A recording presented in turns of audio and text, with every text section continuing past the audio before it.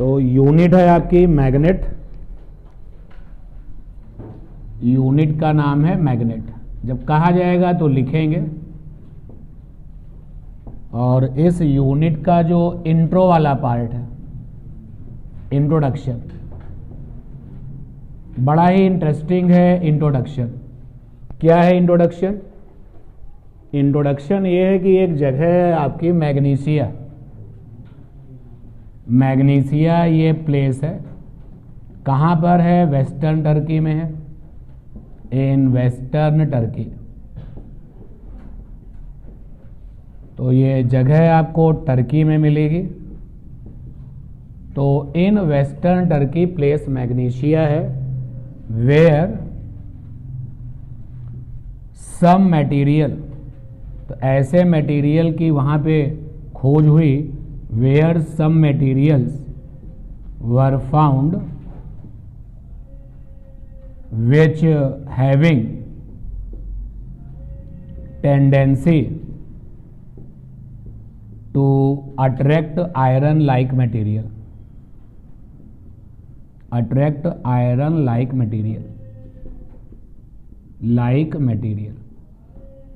तो western Turkey में एक ऐसी जगह है जहां पर कुछ मटेरियल पाए गए और इन मटेरियल्स की टेंडेंसी ये थी कि जो आयरन से बनी हुई चीज़ें थी वो उनको क्या करते थे? अट्रैक्ट करते थे।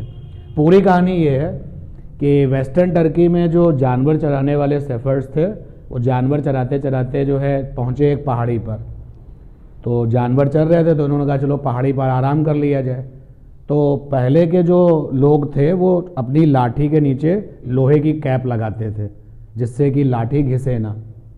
तो वो जब जानवर चरा रहे थे और वो पहाड़ी पर आराम करने के लिए चढ़े, तो जैसे उन्होंने लाठी रखी तो आयरन कैप लगी हुई लाठी थी, वो क्या हो गई? स्टिक हो गई, चिपक गई। तो उन्होंने ये कंप्लेन किया कि गवर्नर को बताया।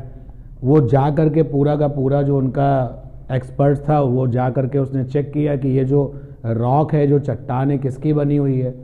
तो पता चला कि वो आयरन ऑक्साइड की बनी हुई थी। Fe3O4 उसका फार्मूला है केमिकल वाला, और इसको नाम दिया गया मैग्नेटाइट। क्या नाम दिया गया? मैग्नेटाइट। और धीरे धीरे इसी मैग्नीशिया प्लेस की वजह से उनको नाम क्या दिया गया? Magnetic materials.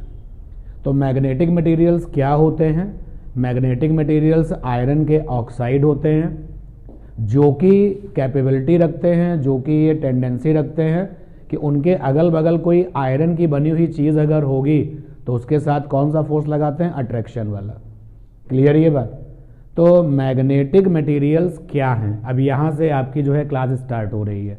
मैग्नेटिक मटेरियल को मैग्नेटिक मटेरियल क्यों कहा गया है? उसकी वजह आपको दिख रही है, क्योंकि ये कहाँ पर सबसे पहले देखे गए थे? मैग्नीशिया प्लेस पर। एक्चुअली ये क्या होते हैं? आयरन ऑक्साइड होते हैं। इनका नाम मैग्नेटाइट क्यों रखा गया? क्योंकि इसी प्लेस का नाम क्या है? मैग्नीशिया। उसी से मैग्नेटाइट, उसी से मैग्नेट, और धीरे धीरे होते होते वो क्या बन गया? Magnetic material. तो अब क्लास का पहला क्वेश्चन है, आपके मतलब का जो पहला क्वेश्चन है वो ये है कि मैग्नेटिक मटेरियल्स क्या होते हैं। तो आंसर ये हुआ कि जो मैग्नेटिक मटेरियल्स हैं उसका आंसर ये है। कैसे पता करोगे कि आपके पास मैग्नेटिक मटेरियल है?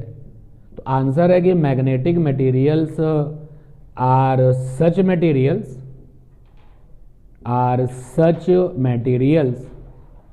magnetic materials are such materials which having tendency to attract iron like material। तो ये हो गया आपका मैग्नेटिक मटेरियल्स की डेफिनेशन। और मैग्नेटिक मटेरियल चाहे जैसा भी हो, चाहे अच्छा हो या खराब हो, एक्चुअली जो मैग्नेटिक मटेरियल है वो इज इक्वल टू है oxide of iron, oxide of iron.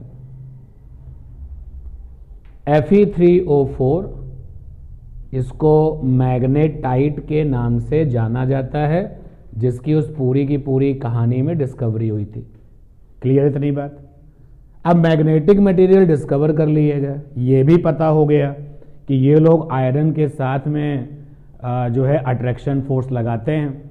तो ये हमारे पास में कोई मैग्नेटिक मटेरियल है, मैग्नेटिक मटेरियल, और इसके साथ में कोई आयरन मटेरियल है। सपोज कर लो ये आयरन का बना हुआ एक नेल है, कील जिसको आप कहते हो, और इनके बीच में डिस्टेंस मेंटेन है।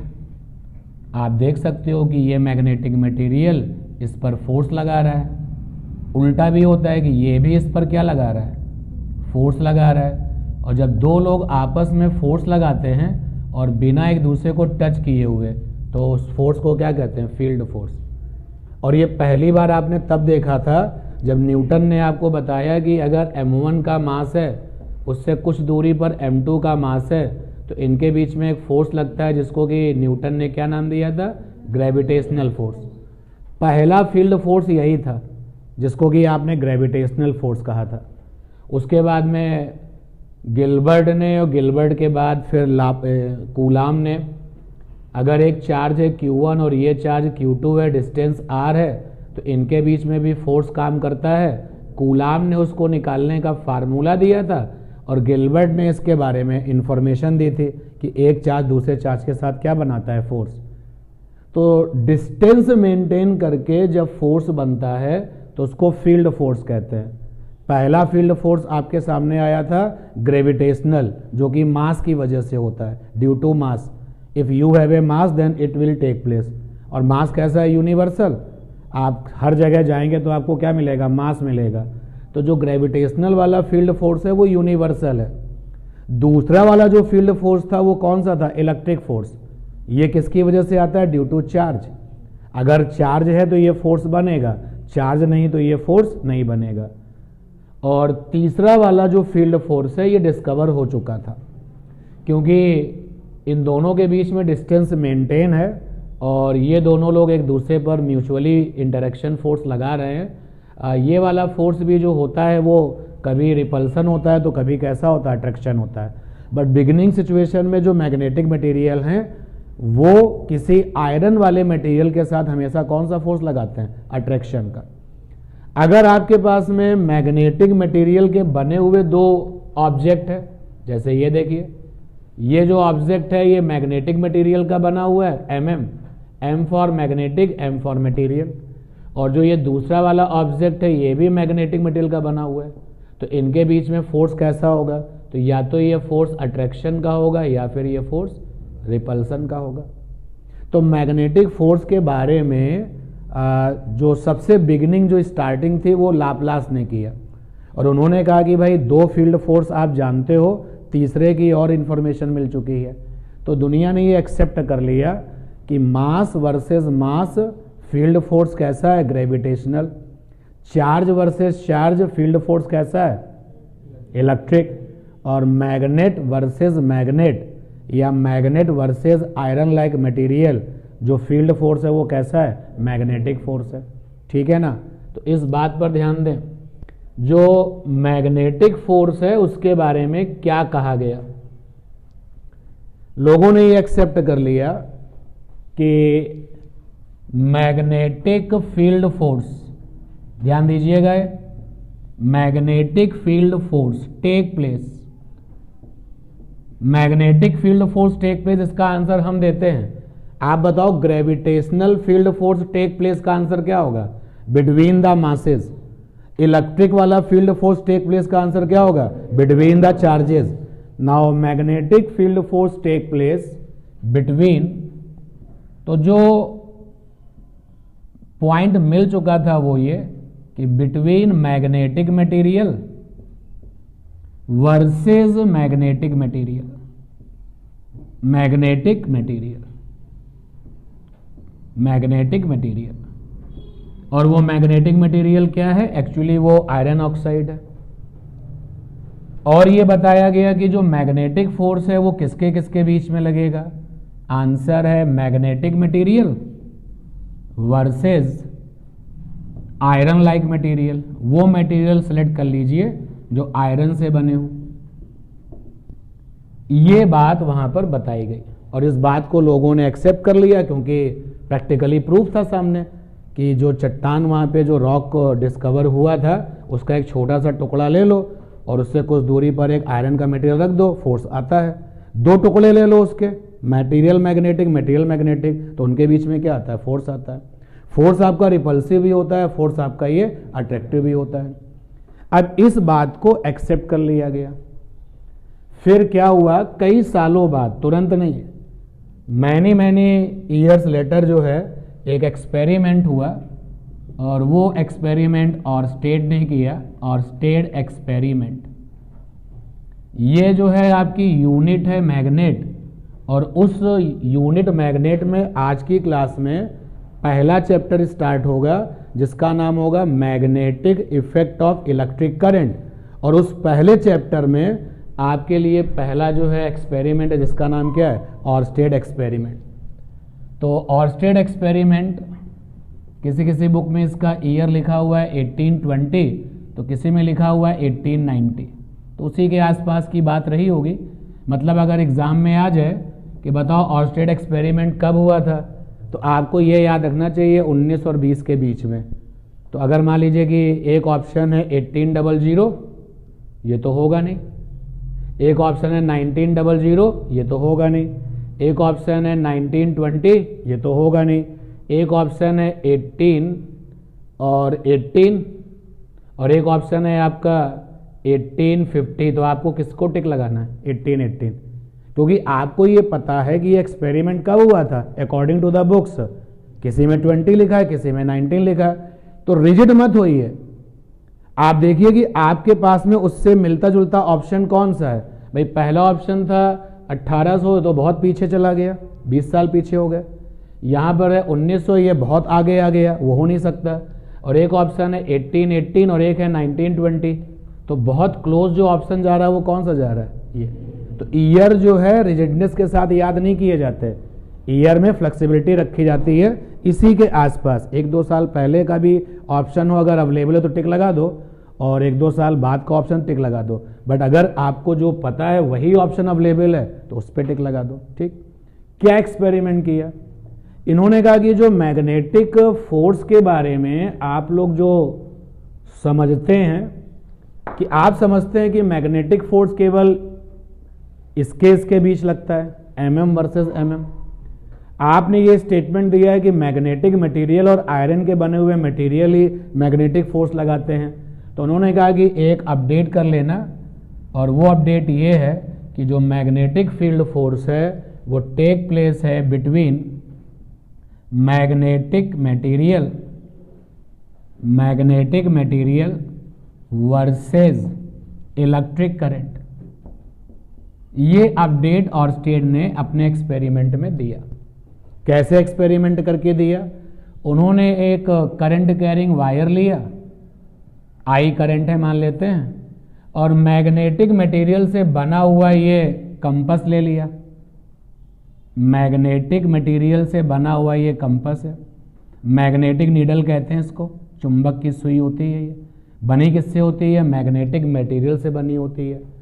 जैसे ही करंट ऑन, जैसे ही आई ऑन हुआ तो यहां पे डिफ्लेक्शन आया, तो डिफ्लेक्शन टेक प्लेस। ये जो कंपास वाली नीडल है ये आपको हिलती हुई नजर आएगी, तो पता चल जाएगा इसके ऊपर कोई फोर्स लगा रहा है। जैसे ही करंट ऑफ हो गया, आई ऑफ हो गया, तो डिफ्लेक्शन भी खत्म हो गया, डिफ्लेक्शन 0 हो गया, यानी इस नीडल ने हिलना बंद कर दिया। इससे पता चलता है इसके ऊपर कोई फोर्स नहीं है। जैसे ही करंट को बढ़ाया गया, आई इंक्रीज, तो जो डिफ्लेक्शन है वो भी क्या हो गया? इंक्रीज। और जैसे ही करंट को कम किया गया तो जो डिफ्लेक्शन है वो भी क्या हो गया? डिफ्लेक्शन भी डिक्रीज हो गया। इस तरीके से बहुत सारी चीज़ें ऑरस्टेड ने अपने एक्सपेरिमेंट में नोट करी। तब दुनिया ने फर्स्ट टाइम ये जाना कि जो मैग्नेटिक फील्ड फोर्स है वो इनके बीच तो लगता ही है, इनके बीच भी लगता है, लेकिन अब कहना पड़ेगा कि जो मैग्नेटिक फोर्स है वो मैग्नेटिक मटेरियल वर्सेस किसके बीच है? Electric current. फिर इसी बात को जब ये ऑरस्टेड ने जब ये काम अपना कंप्लीट किया तो लाप्लास ने मैग्नेट को लेकर के बहुत कुछ पहले से ही कर रखा था, तो उन्होंने दोबारा से एक डिस्कवरी कर डाली, और वो ये था कि जो मैग्नेटिक फील्ड फोर्स है, magnetic material versus moving charge भी लगता है, मूविंग चार्ज। ध्यान देना भाई, जैसे मान लेते हैं कि एक बार फिर से आपको चाहिए मैग्नेटिक मटेरियल, हर बार आपको मैग्नेटिक मटेरियल चाहिए, तो मैग्नेटिक मटेरियल से बना हुआ ये मैग्नेटिक नीडल है, चुंबक की ये सुई कहलाती है, बहुत हल्की सी होती है, इसलिए अगर छोटा सा भी इसके ऊपर कोई फोर्स आएगा ना तो ये रेस्पॉन्स करेगा। और ये हमारे पास में चार्ज है, ये चार्ज है, सपोज कर लेते हैं इसकी वैल्यू Q है, और ये REST रेस्ट में है। आप इसको चेक करो, कोई डिफ्लेक्शन नहीं है। इससे पता चलता है कि रुका हुआ चार्ज मैग्नेटिक मटेरियल के साथ में फोर्स नहीं बनाता, लेकिन जैसे ये चार्ज मूव करता है, मान लेते हैं वेलोसिटी मेंटेन हो गई v, तो अब डिफ्लेक्शन टेक प्लेस। अब जो है डिफ्लेक्शन वो आता है, तो पता चलता है कि मूविंग चार्ज भी मैग्नेटिक मटेरियल के साथ क्या बनाता है, फील्ड फोर्स बनाता है। जो चैप्टर है तुम्हारा, यूनिट तो मैग्नेट है और चैप्टर का नाम क्या है, magnetic effect of electric current. तो आप इस चैप्टर में इलेक्ट्रिक करंट से पैदा होने वाला मैग्नेटिक इफेक्ट देखोगे। What do you mean by magnetic effect? Magnetic force. भाई इलेक्ट्रिक इफेक्ट क्या है? Electric force. और ग्रेविटेशनल इफेक्ट क्या है? Gravitational force. तो मैग्नेटिक इफेक्ट क्या है? Magnetic force. तो इलेक्ट्रिक करंट से आने वाले मैग्नेटिक फोर्स को और उसके पीछे क्या क्या रीजंस हैं, किस वजह से वो बनता है, आप इस चैप्टर में वही पढ़ेंगे। तो बिगिनिंग ऑफ द डिस्कवरी में केवल ये दो बातें दुनिया जानती थी, लेकिन बाद में जो है धीरे धीरे ये दो चीज़ें और उसने जान ली। ठीक है ना। अब पॉइंट पर आते हैं कि इलेक्ट्रिक चार्ज ने, ये इलेक्ट्रिक चार्ज है, मान लेते हैं Q1 वैल्यू है, और ये इलेक्ट्रिक चार्ज है Q2 वैल्यू है, डिस्टेंस R है। फील्ड फोर्स का मतलब होता है force between two, not three. Field force का मतलब होता है force between two without touching. एक दूसरे को टच नहीं करेंगे और फोर्स बनाएंगे, ये फील्ड फोर्स का मतलब है। तो यहां पर Q1 चार्ज है और ये Q2 चार्ज है, डिस्टेंस R है। तो शुरू में ये बताया गया कि ये दोनों जो है एक दूसरे को टच नहीं कर रहे हैं, फिर भी फोर्स बना रहे हैं। तो आप लोगों ने इलेक्ट्रोस्टैट्स जब किया था तो भी मैंने आपको अलर्ट किया था, इन्हीं साइंटिस्ट को लेकर के तो अलर्ट किया था और स्टेट के बारे में। और स्टेट ने कहा कि ये नहीं मानते इस बात को, और स्टेट ने कहा कि हम ये बिल्कुल नहीं मानने को तैयार हैं कि ये चार्ज इस चार्ज को टच नहीं कर रहा है और फोर्स बना रहा है। तो लोगों ने कहा देखो भाई, एक डिवाइस थी टॉरिसन बैलेंस डिवाइस, उसका नाम लिया गया था TBD, torsion balance device. Torsion balance device तुम्हारी उन सारी की सारी प्रॉब्लम्स का सलूशन है कि अगर आप भी ये बिल्कुल नहीं मानने को तैयार हैं कि इन दोनों ने फोर्स बनाया हुआ है, तो जाइए इन दोनों को उस डिवाइस के अंदर रख दीजिए, उस चेम्बर में रखिए, और आप प्रैक्टिकली काउंट कर पाएंगे नहीं फोर्स तो है। यानी इस बात के पक्के सबूत हैं कि मास और मास ग्रेविटेशनल फोर्स लगाते हैं। इस बात के कंफर्म अपने पास में जो है वेरीफाइड आपके जो है रिजल्ट्स हैं कि चार्ज और चार्ज भी आपस में क्या लगाते हैं, फोर्स, और वो भी बिना टच किए हुए। लेकिन ऑर्स्टेड ये मानने को तैयार ही नहीं है, कहता है कि मुझे अगर धक्का दोगे तो टच करोगे ना, डायरेक्टली या इनडायरेक्टली, और मैं तुमको अगर पुल या पुश करूंगा तो क्या करूंगा, टच करूंगा। तो इनसे पूछा कि जो कुछ सामने है आप उसको क्यों नहीं मान रहे हो। तो इन्होंने कहा कि मेरी जो विजन है, मेरी जो थ्योरी है, उस पर जरा बात करते हैं। और स्टेट ने कहा कि ऐसे कहना बंद करो कि Q1 ने Q2 को टच नहीं किया लेकिन फोर्स दिया। ऐसे बोलना बंद करो कि Q2 ने Q1 को टच नहीं किया और फोर्स दिया। उन्होंने कहा ऐसे कहा करो, Q1 अपनी जगह पर है लेकिन इससे एक एनर्जी निकल रही है, उस एनर्जी ने स्पीड ऑफ लाइट से चला है, और जैसे स्पीड ऑफ लाइट से उसने चला है, सामने वाले चार्ज को टच किया और क्या बनाया है, फोर्स। Q2 से एनर्जी निकल रही है और वो भी स्पीड ऑफ लाइट से चलती है और सामने वाले चार्ज को टच करती है और क्या बनाती है, फोर्स। पंगा ले लिया उन्होंने। यानी उन्होंने अपनी थ्योरी में चार्जेस से पैदा होने वाली किसके बारे में बात करी? एनर्जी के बारे में। सिमिलरली अगर उनके नजरिए से आप सोचें तो इस वाले मास ने इस वाले मास को कैसे फोर्स लगाया है? मास से एनर्जी पैदा हुई है, वो एनर्जी चलती है दूसरे मास के साथ क्या करती है? इंटरेक्ट करती है। और इस वाले मास से एनर्जी निकलती है, वो इसके साथ क्या करती है? इंटरेक्ट करती है। मास से पैदा होने वाली एनर्जी को क्या कहते हैं? Gravitational field energy. और आपको अच्छे से पता है 11th क्लास में आपने ग्रेविटेशनल फील्ड एनर्जी में बहुत सारा काम किया है। यानी जिस एनर्जी की बात हो रही है उसके होने के, उसकी वैल्यू निकालने के सारे कैलकुलेशन हो चुके हैं। अब चार्ज से जो एनर्जी पैदा हो रही है और स्टेड ने उसको नाम दिया इलेक्ट्रोस्टैटिक एनर्जी। क्या नाम दिया? Electrostatic energy. क्या बताया इसके बारे में उन्होंने कहा ये जो इलेक्ट्रोस्टैटिक एनर्जी है वो स्टेशनरी चार्ज से निकलती है। चार्ज को क्या होना चाहिए? रुका हुआ होना चाहिए। और जो ये इलेक्ट्रोस्टैटिक एनर्जी है इसको केवल चार्ज पसंद है। ये इलेक्ट्रोस्टैटिक एनर्जी निकल रही है, रास्ते में मैं आ गया, मेरे पास में चार्ज कितना है? 0। तो इलेक्ट्रोस्टैटिक एनर्जी मुझ में कोई इंटरेस्ट नहीं दिखाएगा। जैसे उसको चार्ज मिलेगा तुरंत फोर्स लगा देगा। तो इस तरीके से उन्होंने कहा इलेक्ट्रोस्टैटिक एनर्जी रुके हुए चार्ज से निकलती है। उन्होंने कहा ये जो इलेक्ट्रोस्टैटिक एनर्जी है ये पोजीशन पे डिपेंड करती है, टाइम पर डिपेंड नहीं करती है। सबसे बड़ी बात थी कि अगर वो है तो वैल्यू निकालो।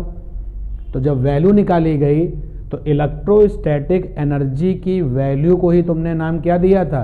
Electric field intensity. ठीक उसी तरीके से वापस लौट आते हैं। मान लेते हैं कि ये मेरा मैग्नेटिक मटेरियल है, एमएम है ये, एमएम मतलब मैग्नेटिक मटेरियल।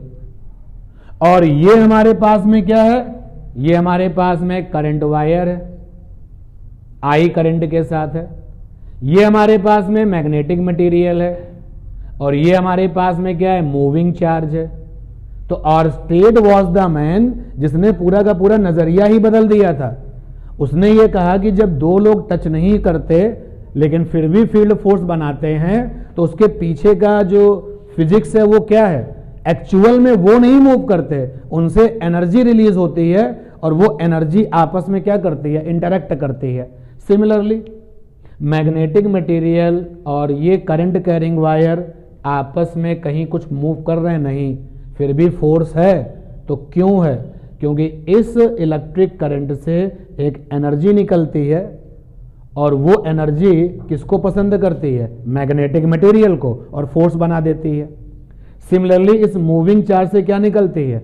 मैग्नेटिक एनर्जी, और वो किसको पसंद करती है? मैग्नेटिक मटेरियल को, और फोर्स बना देती है। इसी तरीके से इस मैग्नेटिक मटेरियल से क्या निकल रही है? एनर्जी, और वो किसको पसंद करता है? करंट को। और लोगों को भी पसंद करता है, वो बोर्ड पर ऊपर लिखे गए हैं। बट अब हम 100% केवल किसकी बात करेंगे? इन दोनों पॉइंट्स की। देखो जब हम इनकी बात करेंगे, ये जहां मैंने फिंगर रखी हुई है, जब हम इनकी बात करेंगे, ऊपर के 2 पॉइंट्स की जब हम बात करेंगे और पूरी की पूरी स्टडी करेंगे तो उस चैप्टर का नाम होगा मैग्नेटोस्टैटिक्स। जैसे क्या था? इलेक्ट्रोस्टैटिक्स। अभी हम केवल इन 2 की बात करेंगे। तो यहां पर जो है मैग्नेटिक एनर्जी का कॉन्सेप्ट उन्होंने इंट्रोड्यूस कर दिया। ठीक है, अब बारी थी कि जो मैग्नेटिक एनर्जी है उसकी वैल्यू कैसे निकाली जाएगी। जो मैग्नेटिक एनर्जी है उसके अंदर कौन कौन से फीचर्स हैं, सारी की सारी रिस्पॉन्सिबिलिटी और स्टेट ने ली। और उन्होंने कहा कि जो मैग्नेटिक मटेरियल की जो मैग्नेटिक एनर्जी होती है, जो मैग्नेटिक मटेरियल की मैग्नेटिक एनर्जी होती है, वो टाइम पर डिपेंड नहीं करती।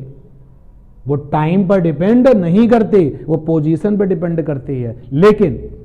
लेकिन जो करंट, इलेक्ट्रिक करंट से जो मैग्नेटिक एनर्जी होती है, निकलती है, पैदा होती है, वो टाइम पर भी डिपेंड करती है और पोजीशन पर भी डिपेंड करती है। जो चलते हुए चार्ज से मैग्नेटिक एनर्जी पैदा होती है वो टाइम पर भी डिपेंड करती है और पोजीशन पर डिपेंड करती है। क्लियर ये बात? डन। अब मैग्नेटिक फील्ड एनर्जी की जो वैल्यू है उसको हम लोग क्या कहते हैं? Magnetic field intensity. Electric field energy की जो वैल्यू है उसको क्या कहते हैं, electric field intensity. Gravitational field energy की जो वैल्यू है उसको क्या कहते हैं, gravitational field intensity. Anyone, gravitational field intensity earth का क्या है, स्मॉल जी। जो स्मॉल जी है ना 10 मीटर पर सेकंड स्क्वायर, ये अर्थ की ग्रेविटेशनल फील्ड इंटेंसिटी है।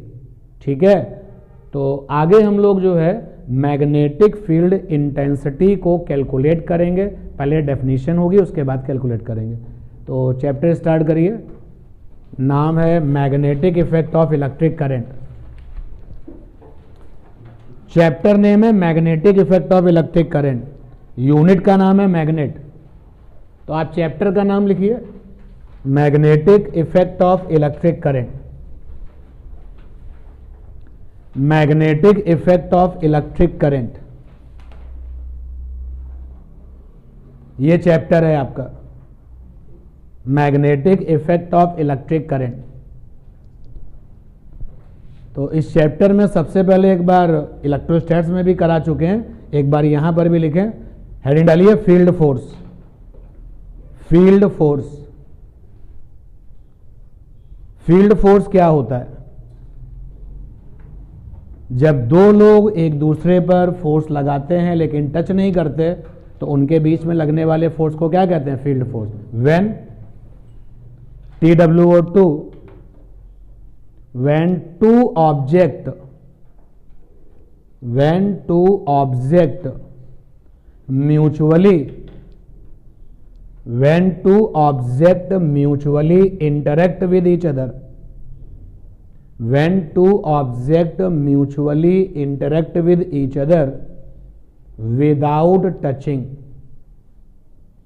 when two object mutually interact with each other without touching, then force between object is called field force. Force between object is called field force. Force between object is called field force. When two objects mutually interact with each other, then without touching, then force between object is called field force. Without touching की बात को underline कर लो, without touching जो है, जैसे ये आपका compass है और ये मूविंग चार्ज है, तो कंपास तो आपको डिफ्लेक्ट होता हुआ दिखाई दे रहा है। अगर हम कंपास को पकड़ लें, ऐसे फिंगर से इसको ऐसे टच करके पकड़ लें, बोलो डिफ्लेक्ट होगा, नहीं होगा, क्योंकि हमने क्या मेंटेन कर दिया, इनर्शिया। और अभी इसको हटा लिया तो इसके अंदर क्या है, इनर्शिया नहीं है। तो जैसे ही थोड़ा सा भी फोर्स आएगा तुरंत तो ये क्या करेगा, रेस्पॉन्स करेगा। तो फील्ड फोर्स की आपने डेफिनेशन लिख ली। 3 तरीके के फील्ड फोर्स अब पता हो चुके हैं। आज की क्लास के पहले केवल कितने पता थे, 2। एक था आपका ग्रेविटेशनल वाला, जिसके लिए क्या जरूरी है, मास, और ये यूनिवर्स में हर जगह मिलेगा, तो ग्रेविटेशनल का फील्ड फोर्स भी हर जगह मिलेगा। दूसरा है तुम्हारा इलेक्ट्रिक वाला, क्या चाहिए, चार्ज, जिसके लिए चार्ज जरूरी है। क्या चार्ज आपको हर जगह मिलेगा, हाँ मिलेगा, बावजूद इसके ये यूनिवर्सल नहीं है, क्योंकि किसी किसी में चार्ज क्या होता है, 0। भाई अगर मैं अपनी बॉडी की बात करूं तो मेरी बॉडी में कुल चार्ज कितना है, 0। इस वजह से मेरे ऊपर इलेक्ट्रिक फोर्स नहीं लगेगा। और तीसरा वाला क्या है, मैग्नेटिक फील्ड फोर्स, जिसके लिए क्या जरूरी है, जिसके लिए जरूरी है ये और ये अगर हैं तो बनेगा, ये और ये तो बनेगा, उसके बाद ये और ये बनेगा, तो ये, तो जहां पर आपने खत्म किया है वहां से आगे लिखें। हियर वी इंट्रोड्यूस,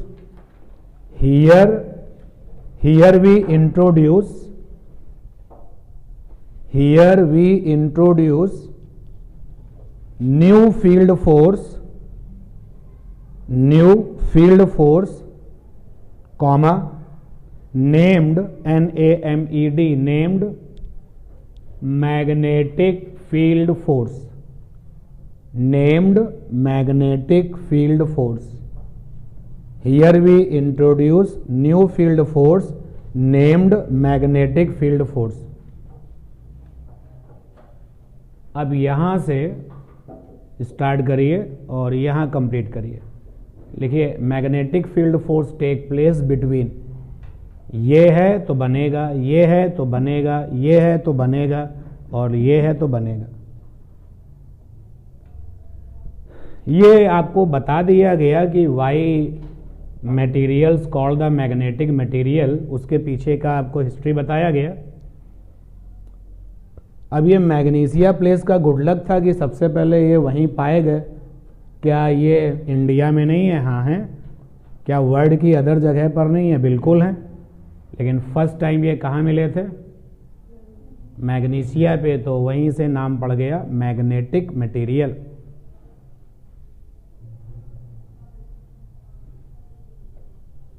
क्योंकि चाइना ये पता कर चुका था ये जो मैग्नेटिक मटेरियल हैं अगर फ्रीली सस्पेंडेड होंगे तो ये हमेशा किस डायरेक्शन में ठहरते हैं, स्टे करते हैं? North south. And that is why these materials are also called leading stone. इनको लीडिंग स्टोन भी कहा गया इनकी इस प्रॉपर्टी की वजह से कि अगर आप मैग्नेटिक मटेरियल का कोई भी पीस ले लीजिए, उसको फ्रीली सस्पेंड करिए और डिस्टर्ब करके छोड़ दीजिए, तो ऑलवेज कहाँ स्टे करता है? North south. तो लीडिंग स्टोन भी कहा जाता है इसको, लोड स्टोन भी कहा जाता है, लोड स्टोन कई नामों से जाना जाता है। मैग्नेटाइट भी कहा जाता है, ओर्स ऑफ आयरन भी कहा जाता है। तो ये दोनों पॉइंट जब लेकर के हम पूरी की पूरी फिजिक्स करेंगे तो वो मैग्नेटोस्टैटिक्स बन जाएगी। अभी हम लोग ये 2 पॉइंट पकड़ के चलेंगे। हमें अपने अपने एकेडमिक लेवल पर इसके बारे में ज़्यादा पढ़ना है, इसके बारे में थोड़ा थोड़ा। Magnetic material versus moving charge पढ़ना है, लेकिन कंपैरेटिवली कम पढ़ना है। चारों पॉइंट हो गए। आफ्टर दैट हेडिंग होगी ऑर्स्टेड एक्सपेरिमेंट।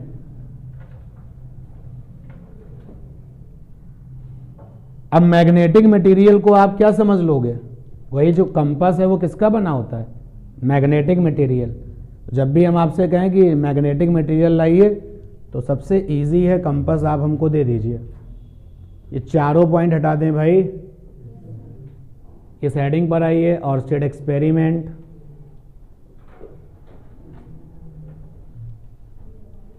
क्या लिखोगे इस हेडिंग में? बोलो। इस हेडिंग में आपको क्या जानने को मिला? कि electric current as well as moving electric charge also form magnetic force with magnetic material. तो लिखें आप इसमें। सभी लोग यहां, कोई पीछे तो नहीं है, अब सब लोग इस पॉइंट पर हैं। लिखें आप। In this experiment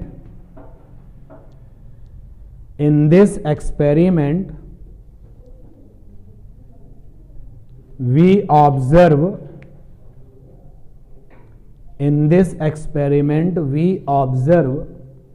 that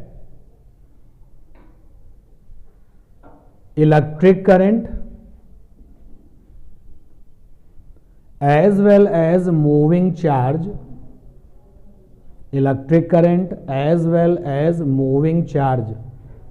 form magnetic force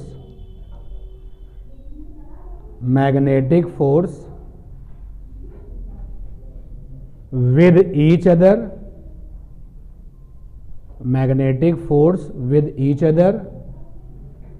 and also with magnetic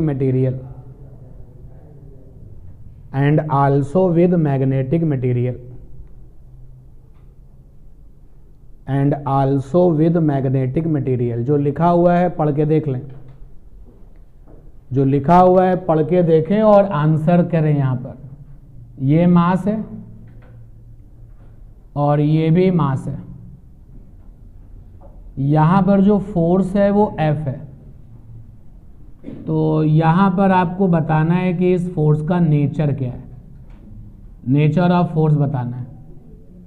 तो आंसर है कि यहां पर जो फोर्स का नेचर है वो अट्रैक्टिव है और इसको बोलते हैं ग्रेविटेशनल फोर्स।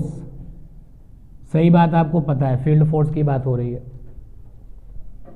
ये चार्ज है Q1 रेस्ट में है, और ये चार्ज है Q2 ये भी रेस्ट में है। डिस्टेंस तो हम देख ही रहे हैं यहाँ पर जो फोर्स है वो F है। बताओ भाई नेचर ऑफ फोर्स क्या होगा?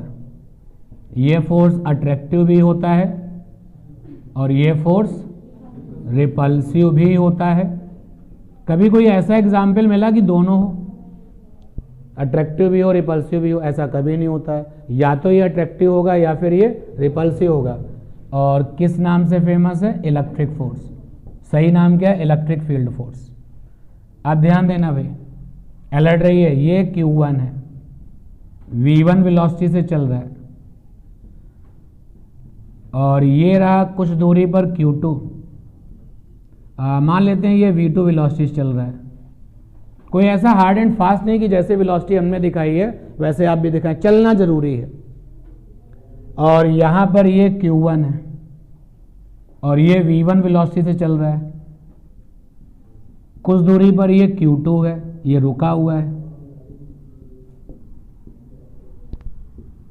यहां पर फोर्स F है, यहां पर फोर्स F है। तो नेचर ऑफ फोर्स कैसा होता है? May be attractive. या तो इनके बीच में लगने वाला फोर्स अट्रैक्टिव होगा और या फिर कैसा होगा? रिपल्सिव होगा। और नाम क्या होगा? नाम होगा मैग्नेटिक फोर्स। यानी आप देखो ना, अभी तक आपने जो डिस्कशन किया है कंफर्म हो गया कि चलता हुआ चार्ज किसके साथ फोर्स बनाता है? मैग्नेटिक मटेरियल के साथ। यानी कि चलता हुआ चार्ज क्या बनाता होगा? Magnetic field. तभी तो मैग्नेटिक मटेरियल के साथ फोर्स बनाता होगा। तो यहां पे चार्ज क्या चल रहा है, तो यानी कि इसने क्या बनाई होगी? Magnetic field energy. और ये भी चल रहा है तो इसने क्या बनाई होगी? Magnetic field energy. And that is why इनके बीच में जो फोर्स बनेगा वो क्या होगा? Magnetic force. यहां पर आ जाइए, ये क्या बनाता है? ये वाला चार्ज क्या कर रहा होगा? Magnetic field energy. और मैग्नेटिक फील्ड एनर्जी को क्या चाहिए? Magnetic material. और मैग्नेटिक मटेरियल कहां से आता है? वो जो कंपास है उससे आता है। ये चार्ज क्या है? रुका हुआ है। अगर ये चलने लगे तो ये बिल्कुल किस तरीके से काम करेगा? Magnetic material. बात को आप समझो। आपने कहा कि आपके पास मैग्नेटिक मटेरियल है, तो ये जो भी कर रहा है, इसके पास जो कुछ भी है, जो इसके पास फीचर्स हैं, चलते हुए चार्ज के पास भी वही फीचर्स होते हैं, करंट के पास भी वही सारे फीचर्स होते हैं। बस केवल डिफरेंस इतना होता है कि इसके पास जो एनर्जी होती है वो टाइम पर डिपेंड नहीं करती है। किस पर डिपेंड करती है? पोजीशन पर। पोजीशन पर डिपेंड करती है। लेकिन करंट के पास जो एनर्जी होती है वो टाइम पर भी डिपेंड करती है और पोजीशन पर भी डिपेंड करती है। और सिमिलरिटी क्या है? इसकी एनर्जी जो जो करेगी इसकी एनर्जी भी वही करेगी। इसकी एनर्जी क्या करेगी? आयरन का कोई पीस आएगा उसके साथ क्या बनाएगी? फोर्स। इसकी एनर्जी क्या करेगी? मैग्नेटिक मटेरियल कोई अदर आएगा तो उसके साथ क्या बनाएगी? फोर्स। सिमिलरली इसके पास भी अगर आयरन की कोई चीज आएगी तो क्या बनाएगी? फोर्स। इसके पास अगर मैग्नेटिक मटेरियल लाओगे तो क्या बनाएगी? फोर्स। और सिमिलरली इसके साथ भी है। तो बात को समझो, एक मैग्नेटिक मटेरियल जो जो रखता है, मूविंग चार्ज भी वही सारे फीचर्स रखता है। वही सारे फीचर्स किसके पास होते हैं? करंट के पास। केवल डिफरेंस ये है कि इसके पास जो फीचर्स होंगे वो टाइम और पोजीशन दोनों पर डिपेंड करेंगे। सिमिलरली इसके जो फीचर्स होंगे वो किस पर डिपेंड करेंगे? टाइम और पोजीशन। तो अगर मैं तुमसे ये कहूं कि मेरे पास मैग्नेटिक एनर्जी है, तो आप क्या सोचोगे? कैसे आई होगी? तीन बातें हैं। या तो सर के पास मैग्नेटिक एनर्जी किससे आ रही होगी? मैग्नेटिक मटेरियल से। या फिर हमारे पास मैग्नेटिक एनर्जी किससे आ रही होगी? करंट से। या फिर मेरे पास मैग्नेटिक एनर्जी जो आ रही होगी किससे आ रही होगी? चलते हुए चार्ज से। तो बात को यहां समझो, यहां पे चार्ज चल रहा है तो इसके पास क्या है? Magnetic energy. मैग्नेटिक एनर्जी को क्या चाहिए? या तो मैग्नेटिक मटेरियल चाहिए, या फिर आयरन लाइक मटेरियल चाहिए, या फिर क्या चाहिए? मूविंग चार्ज चाहिए, या फिर क्या चाहिए? करंट चाहिए। बट यहां पे ये चार्ज कैसा है? रेस्ट। तो दैट इज वाई इनके बीच में जो ये फोर्स लिखा हुआ है ये हमने कैसा लिखा है? F। एक्चुअल में ये फोर्स मेंटेन होने वाला ही नहीं, क्योंकि ये रखेगा मैग्नेटिक फील्ड एनर्जी, तो ये किसको तलाशेगा? मैग्नेटिक फील्ड एनर्जी को। और ये रखा हुआ चार्ज क्या मैग्नेटिक फील्ड एनर्जी रखता है? नहीं, ये क्या रखता है? Electric energy. और इलेक्ट्रिक एनर्जी को क्या चाहिए? Electric energy. मैग्नेटिक एनर्जी को क्या चाहिए? Magnetic energy. ग्रेविटेशनल को क्या चाहिए? Gravitational energy. तो इसके पास मैग्नेटिक एनर्जी है ही नहीं, इसलिए ये वाली मैग्नेटिक एनर्जी इस वाली मैग्नेटिक एनर्जी के साथ कोई फोर्स नहीं बनाएगी। तो ये क्या हो गया? Not valid. क्लियर? आप जरा लिखे, आप देखिए मैंने क्या लिखा है। मैंने जो लिखा हुआ है उस पर गौर करें। मैंने लिखा हुआ है कि in this experiment we observe that electric current, क्या लिखा? We observe that electric current as well as moving charge form magnetic force with each other, यानी चलता हुआ चार्ज चलते हुए चार्ज के साथ फोर्स बनाता है, करंट करंट के साथ फोर्स बनाता है, and also with magnetic material. और ये लोग किसके साथ फोर्स बनाते हैं? तो यहां पर ये सामने मैग्नेटिक मटेरियल है नहीं, इसलिए क्या ये चलता हुआ चार्ज के साथ फोर्स बना पाएगा? नहीं। क्लियर ये बात? तो इस टेबल से जो चीजें समझ में आनी चाहिए वो क्लियर करिए। आप ये मत बोलना कि मूविंग करंट केवल कंपस को ही फोर्स देगी।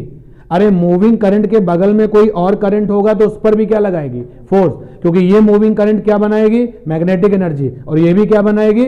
दोनों लोग एक दूसरे के ऊपर क्या करेंगे? इंटरेक्शन करेंगे। ये चार्ज चल रहा होगा तो क्या बनाएगा? Magnetic energy. तो बगल में दूसरा चार्ज चल रहा होगा, क्या बनाएगा? Magnetic energy. तो बीच में क्या बनेगा? Magnetic force. क्लियर है ना ये बात? आगे लिखिए उस एक्सपेरिमेंट में अगली लाइन से स्टार पॉइंट बना करके। when we calculate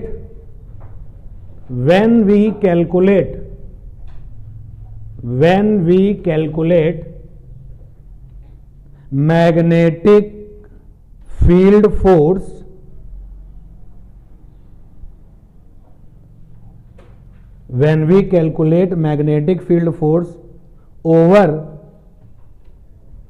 unit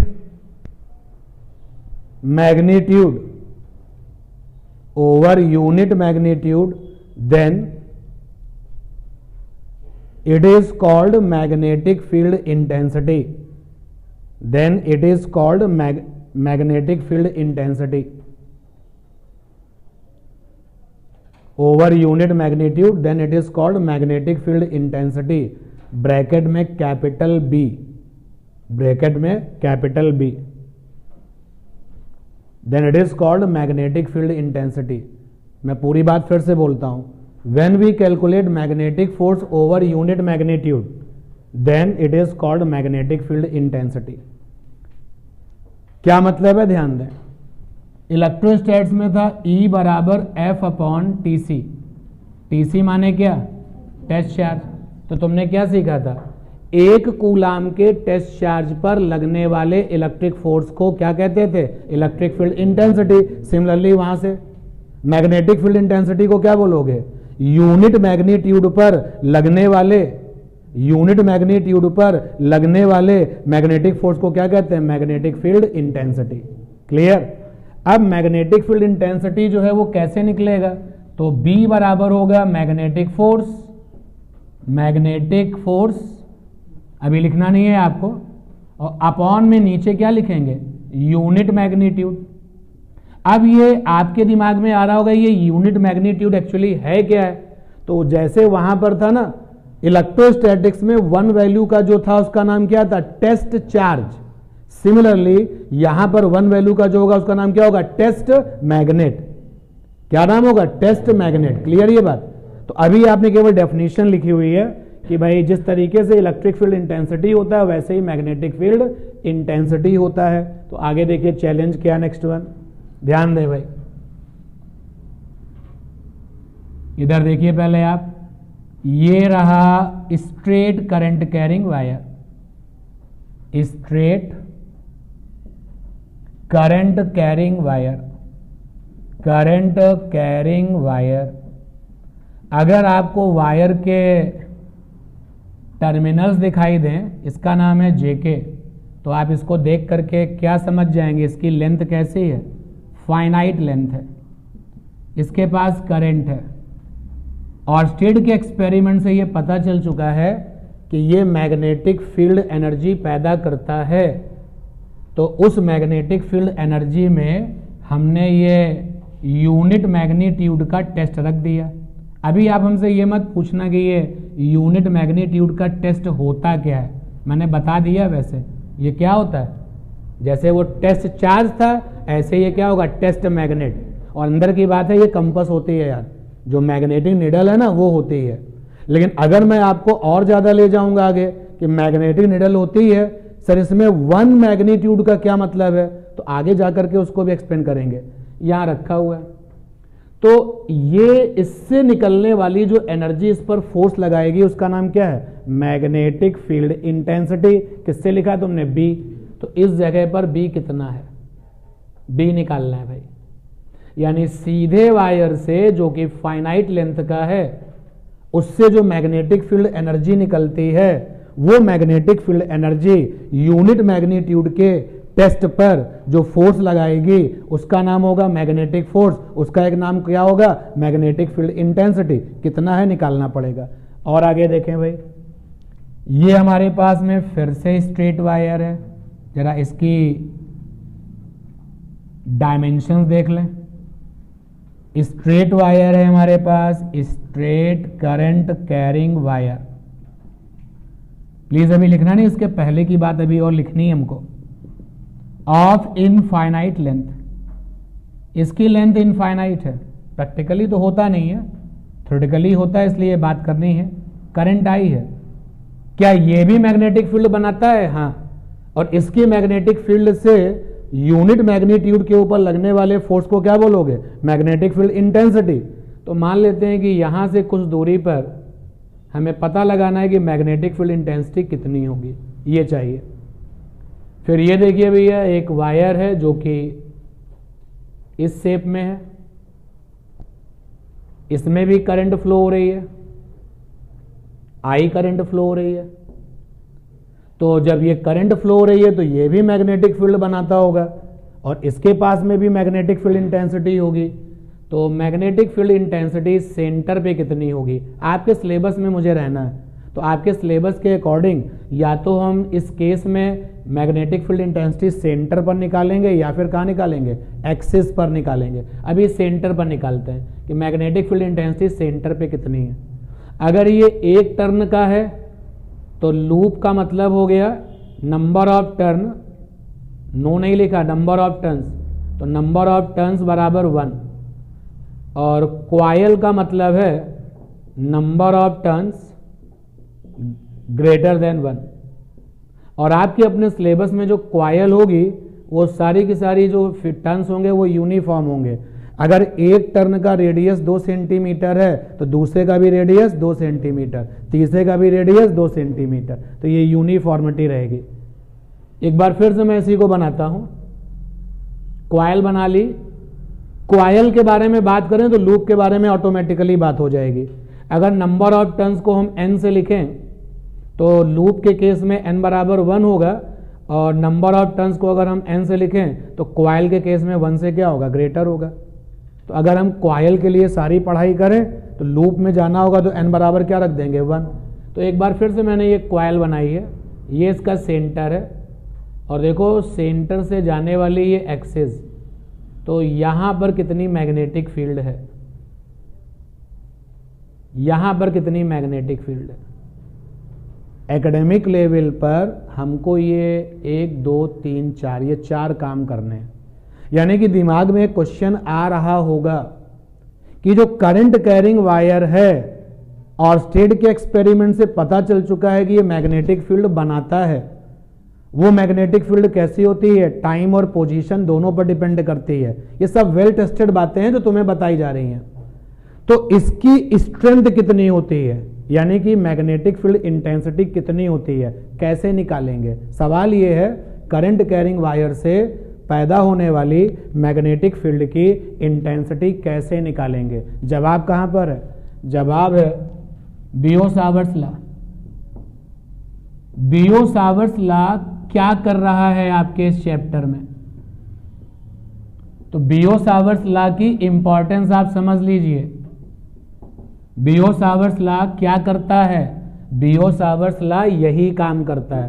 कहता है कि किसी वायर में करंट है तो उससे कितनी मैग्नेटिक फील्ड मिलेगी, उसकी इंटेंसिटी कितनी होगी, हमसे पूछ लेना। तो हेडिंग डालो आप बियो-सावर्ट्स लॉ। स्पेलिंग लिखी हुई है भाई बोर्ड पर। अगली हेडिंग है आपकी बियो-सावर्ट्स लॉ। इसको बेटा ये बियो-सावर्ट्स पढ़ते हैं, जनरली तो हम लोग बायो-सावर्ट लॉ ऐसे पढ़ते हैं, लेकिन ये बियो-सावर्ट्स लॉ ही पढ़ा जाता है किसी इंटरनेशनल प्लेटफॉर्म के लिए। तो आप जैसे चाहें वैसे पढ़ लें। बियो-सावर्ट्स लॉ क्या करता है तुम खुद लिख सकते हो, बट अभी हम लिखा रहे हैं। क्या करता है, ध्यान देना यार।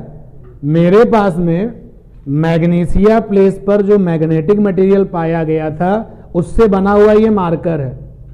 तो मार्कर भी तो मैग्नेटिक फील्ड दे रहा है, उसकी इंटेंसिटी कितनी है। बियो-सावर्ट्स लॉ यहां काम नहीं आएगा, ये केवल कहां काम आएगा, करंट वायर से आने वाली मैग्नेटिक फील्ड इंटेंसिटी को कैलकुलेट करता है। तो लिखें आप इसमें, to determine magnetic field intensity, to determine magnetic field intensity,